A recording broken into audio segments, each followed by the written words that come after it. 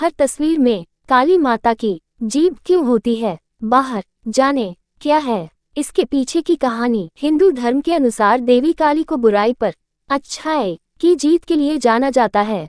उन्हें भयंकर और शक्तिशाली देवी के रूप में पूजा जाता है। काली भगवान शिव की पत्नी मां पार्वती का अवतार है। उनका निवास शमशान घाट है और उनके हथियार हैं कृपाण और त्रिशूल। इन दिनों मां काली विशेष चर्चा में है। बात गुप्त नवरात्र से जुड़ी हुई नहीं है, पर बहुत सारे लोग मां काली की चर्चा कर रही हैं। हाल ही में Tamil documentary film maker Leena Manimekalai ने अपनी फिल्म का एक पोस्टर जारी किया था, जिसमें उन्होंने देवी काली का एक विवादित पोस्टर जारी किया है। इस पोस्टर के जारी होते ही हंगामा मच गया। लोग इसे हिंदू आस्था पर प्रहार की तरह ले रहे हैं। देवी काली वह मां दुर्गा का एक भयानक रूप है। वह ब्रह्मांड की दिव्य स्त्री ऊर्जा का प्रतीक मानी जाती है। मां काली बुराई का विनाश करती हैं और शक्तिशाली मानी जाती हैं। वह नश्वर है और राक्षसों और देवताओं द्वारा समान रूप से पूजनीय है, जो उनके क्रोध का सामना करने से डरते हैं। इन विवादों से हटकर आइए जानते हैं कौन है देवी काली और उनकी जीत बाहर रहने के पीछे का रहस्य क्या है।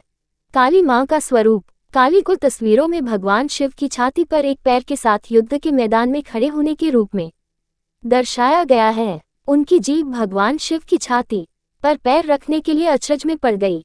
उसका रंग गहरा है और उसके चेहरे के भाव क्रूर हैं। उनके 4 हाथों को दर्शाया गया है। ऊपरी हाथों में से एक में वह खूनी कृपाण रखती है और दूसरे ऊपरी हाथ में वह कटा हुआ एक राक्षस का सिर रखती है। निचले हाथों में से एक में वह एक कटोरा रखती है, जिसमें वह रक्त एकत्र करती है, जो ऊपरी हाथ में दानव के विच्छेदित सिर से टपकता है।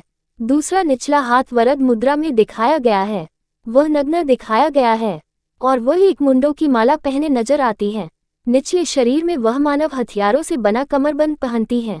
इसके अलावा कहीं कहीं तस्वीरों में काली के ऊपरी हाथों में से एक को वरद मुद्रा में दिखाया गया है और निचले हाथों में त्रिशूल दर्शाया गया है। काली मां की जीभ क्यों है बाहर।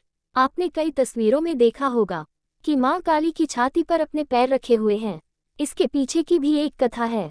रक्तबीज नामक असुर को वरदान था कि वह कभी नहीं मरेगा, बल्कि उसकी खून की जितनी भी बूंदें धरती पर गिरेंगी उससे अनेक रक्तबीज उत्पन्न होंगे। वरदान पाकर रक्तबीज ने तीनों लोकों में हाहाकार मचा दी। देवताओं ने युद्ध की ठानी और रक्तबीज से लड़ने को तैयार हो गए, लेकिन जब वह सफल नहीं हुए तब वह मां काली के पास पहुंचे। मां काली अपना विभत्स रूप लेकर देवताओं की मदद करने के लिए युद्ध भूमि पहुंची।